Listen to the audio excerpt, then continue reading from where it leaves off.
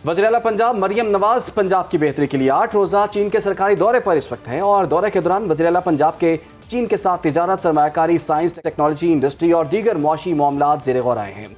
वज़ीर-ए-आला पंजाब मरियम नवाज ने Shanghai based कंपनियों को पंजाब के स्पेशल इकनॉमिक जोन्स में सरमायाकारी की दावत भी दे दी है। वज़ीर-ए-आला पंजाब मरियम नवाज के मुताबिक हुकूमत पंजाब शंघाई के हुकाम के साथ IT सेक्टर को फ़रोग देने के लिए पूरी तरह तैयार है। कम्युनिस्ट पार्टी ऑफ चाइना की शंघाई कमेटी के डिप्टी सेक्रेटरी ज़ाओ जोंग मंग ने वज़ीर-ए-आला पंजाब मरियम नवाज का पुरतपाक खैर मकदम किया है। मुलाकात में डिप्टी सेक्रेटरी ज़ाओ जोंग मंग ने पंजाब और शंघाई के दरमियान मुआशी ताल्लुकात मज़ीद कम करने के आज़म और तिजारत, सरमायाकारी, साइंस, टेक्नोलॉजी, इंडस्ट्री में ताउन को मज़ीद फ़रोग देने की ज़रूरत पर भी जोर दे दिया है। इसी पर जी हम बात कर लेते हैं। स्टूडियोज़ में आज हमें ज्वाइन कर लिया है goodwill investor CPEC Aamir Ali साहब ने। आमिर साहब, आपके वक्त का बहुत शुक्रिया। आमिर साहब, वज़ीर-ए-आला पंजाब के इस 8 रोज़ा दौरे को आप किस तरह से देख रहे हैं? ख़ास तौर पर अगर सूबे की बेहतरी और तरक्की के लिए ये दौरा किस हद तक कारआमद साबित हो सकता है और मुआशी मैदान में कितनी बड़ी कामयाबियाँ इसमें मिल सकती हैं हमें? जी बहुत शुक्रिया। हमारे चीफ मिनिस्टर का ये पहला दौरा है और ये बड़ी देर से प्लान था और 8 रोज़ा दौरा एक quite it's a long span, लेकिन उसके रिजल्ट्स आने बड़े ज़रूरी हैं।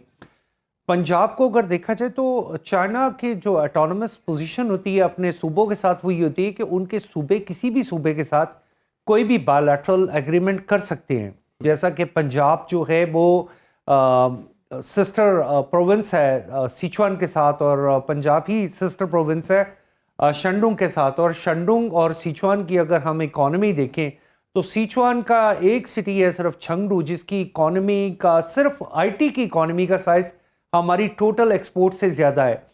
तो बहुत ज़्यादा इन्हें इस चीज़ पे कंसंट्रेट करना चाहिए कि जहाँ सिस्टर सिटी एग्रीमेंट यानी सिस्टर प्रोविंस एग्रीमेंट हुए हैं वहाँ पे इनके पास बिल्कुल प्रिविलेज है और वो प्रिविलेज ये है कि ये वहाँ पे बात करें ट्रांसफ़र ऑफ टेक्नोलॉजी की, इंडस्ट्रियलाइजेशन की, पाकिस्तान के IT सेक्टर के लिए। और जैसे अभी आपने जिक्र किया कि शंघाई में मिस्टर चाओ झंग जिनके साथ इनकी मीटिंग हुई है, so that meeting was also very important and the way he have took an initiative to ask the Chinese investors, especially the Shanghai based, to develop a special economic zone in Pakistan, in Punjab, sorry. That is really a very good step. मैं समझता हूँ कि ये काम तो वो हैं जो पहले हो जाने चाहिए थे। देर आए दुरुस्त आए and this is a second phase of the CPEC। यहाँ पे ज़्यादा B2B काम होने की ज़रूरत है। अगर चीफ मिनिस्टर साहिबा ज़ाहिर है एक बड़ी तैयारी के साथ गई होंगी तो वहाँ पे इन्वेस्टमेंट कॉन्फ्रेंसेस अरेंज करवानी चाहिए। वहाँ पे ये बताना चाहिए लोगों को कि पाकिस्तान में इंसेंटिव क्या हैं, इनिशिएटिव क्या हैं for the foreign investors, for foreign direct investment हम उन्हें किस तरीके से फैसिलिटेट कर रहे हैं। What is the character of special investment facilitation centre जो SIFC बना है। उसके बाद लोगों का कॉन्फिडेंस यानी फॉरेन डायरेक्ट इन्वेस्टमेंट का जो कॉन्फिडेंस है वो पाकिस्तान की इकोनॉमी पे वो बहुत ज़्यादा बूस्ट कर गया है। कॉन्फिडेंस तो बूस्ट कर गया। आमिर साहब, आप क्या देख रहे हैं? कौन कौन से अहम मंसूबे हैं, क्या क्या अहम सिस्टम है जिन पर जी बात की जा रही है, तबादला ख्याल भी हो रहा है? जदीद सिस्टम पाकिस्तानियों के लिए, पाकिस्तान की आवाम के लिए कितने कारआमद साबित होंगे? एज अ सिस्टर प्रोविंस तो ये तो आपके पास बहुत सारी फैसिलिटीज़ पहले भी थी जिन्हें अवेल किया जाना बहुत ज़रूरी था कि आपका रिसर्च एंड डेवलपमेंट पे आपके साथ कोलैबोरेशन हो, आपके साथ शेयरिंग हो। उसके बाद एग्रीकल्चर एक ऐसा एरिया है कि जिसको आप शंडुंग प्रोविंस एक ऐसा प्रोविंस है जहाँ से आप सिर्फ गार्लिक और जिंजर जो है वो एनुअली वो शायद $2.8 बिलियन का इंपोर्ट करते हैं, ऑलमोस्ट लाइक $3 बिलियन का। तो काश के हमारे ऐसा एग्रीमेंट हो सके कि हम उनसे एग्रीकल्चर रिसर्च एंड डेवलपमेंट के हवाले से कोई इनिशिएटिव लें कि पाकिस्तान में बजाय पाकिस्तान की ज़मीन बहुत ज़रख़ीज़ है, हमें यहाँ पे ऐसे इनिशिएटिव लेने की ज़रूरत है कि पाकिस्तान में अब गार्लिक और जिंजर को ऐसी चीज़ तो है नहीं है कि जिसको इंपोर्ट करने के लिए हमें चाइना के डिपेंडेंसी चाहिए। एक तो सबसे पहले आप उनको जब अपने साथ इंगेज करते हैं तो आपकी इंपोर्ट के बिल पे एक जो है वो बैरियर आ जाता है कि आपकी इंपोर्ट का बिल कम होता है, फिर यही चीज़ें आप यहाँ से एक्सपोर्ट भी कर सकते हैं।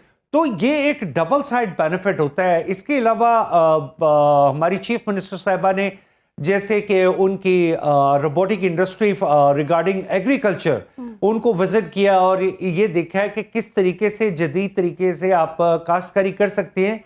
इससे ज़्यादा अगर मैं कोई मैसेज देना चाहूँ तो वो तो ये होगा कि आप सबसे ज़्यादा काम करें हाइब्रिड सीड्स पे, कि जो चाइना की डेवलपमेंट है हाइब्रिड सीड के हवाले से।